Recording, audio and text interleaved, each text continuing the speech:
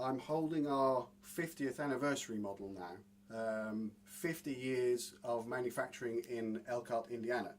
So we decided to look back at what we were doing in 1965 and recreate it. So this is the 190 S37. So I'll go through the differences for you between a standard 37 and what we have here. This is basically a 37 on steroids, or it certainly plays that way. You have a 37 bell, but with a steel wire. So on a standard 37 you have a brass wire, this has a steel wire. You have a two-piece valve block, similar to the artisan models in brass and nickel.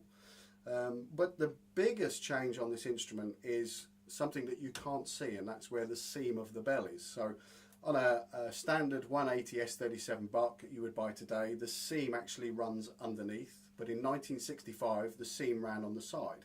Now the reason for changing this was purely for aesthetics, where other manufacturers had moved their seams to underneath, and at that time, and I'm guessing now probably 70s, 80s, Bach did a similar thing in order to fit within the market. But for this model we've moved that seam back to the side, and you'll also notice this now has wider foot bracing, which is the vintage bracing, and a vintage finger hook. Now I should explain to you why we call this the 37 on steroids. A two-piece valve block will add core to the sound. You have nickel in the uppers, so you're adding a heavier metal which is going to give a bigger core to the sound.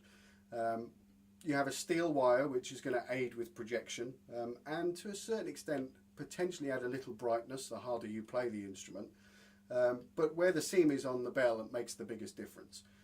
The way Bach bells are designed, they are designed of an uneven thickness, and on a standard bell with the seam underneath, the thicker parts of the bell are at the top and the bottom, and what that does with projection is essentially projects upwards and downwards.